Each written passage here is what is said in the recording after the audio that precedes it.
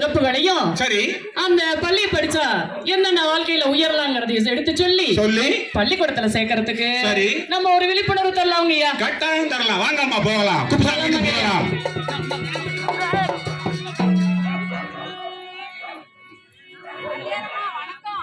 ராமாயி ஐயா குப்புசாமி நல்லா இருக்கீங்களா? சரி நாங்க ஒரு விஷயம் கேள்விப்பட்டமே உண்மைதானா? ஏய் பிள்ளைங்களா ஏன் அப்பா அம்மா அப்படி ஒளிஞ்சிட்டு இருக்கிறீங்க? ஏய் அது யாரு பாரு? ஏய் சரி பிள்ளைங்களா ஆமா குப்புசாமி உங்க பிள்ளைகள் நீங்க பள்ளிக்கூடத்துக்கு அனுப்பல வேறும் சொல்லுங்க. ஐயா நாங்கெல்லாம் அனுப்ப மாட்டோம் ஐயா. நாங்க காலையிலே விறகு வெட்ட போயிருவோம். பிள்ளைங்க எல்லாம் விளையாட போயிருவாங்க. சமைச்சு எல்லாம் பிள்ளைகளுக்கு காலையில கொடுத்தெல்லாம் அனுப்ப முடியாதியா. எங்க பிள்ளைங்க நல்லா சந்தோஷமா இருக்குங்கய்யா. எங்க பிள்ளைங்க இருக்கட்டும்யா. நாங்க பள்ளிக்கெல்லாம் அனுப்பலையா. நாட்டுல அரசாங்கம் உங்களை மாதிரி ஏழைகள் பெற்றோர்கள் கஷ்டப்படாம தங்களுடைய குழந்தைங்களை பள்ளிக்கு அனுப்புறதாக என்னென்ன திட்டமெல்லாம் வச்சிருக்காங்க தெரியுமா உங்களுக்கு?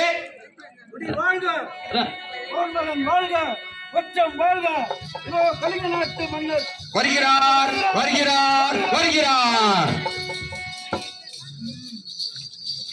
மந்திரியாரே, ஏன் இங்கு கூச்சமும் குழப்பமுமாக உள்ளது? தெரியவில்லை மகாராஜா. வாருங்கள் என்னவென்று சென்று பார்க்கலாம்.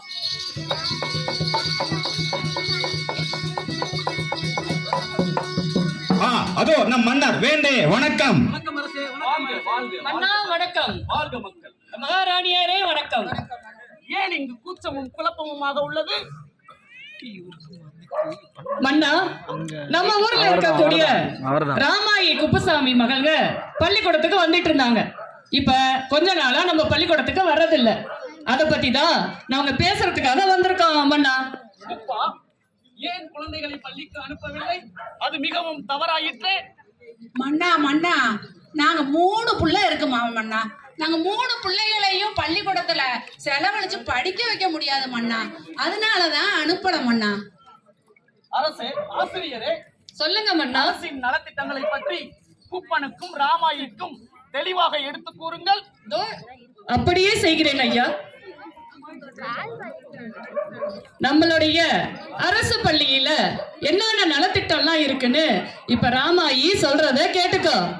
இலவச பாட புத்தகம். அது மாதிரி நீங்க கஷ்டப்படாம வேலைக்கு போகும்போது உங்களுடைய குழந்தைங்க பசியால வாடாம இருக்கிறதுக்கு காலை உணவு திட்டம், மதிய உணவு திட்டம் அரசாங்கம் கொடுத்திருக்காங்க குழந்தைங்களுக்கு. இலவச பாட புத்தகம் மட்டும் இல்லாம எழுதுறதுக்கு நோட்டு புத்தகமும் கொடுக்கறாங்க.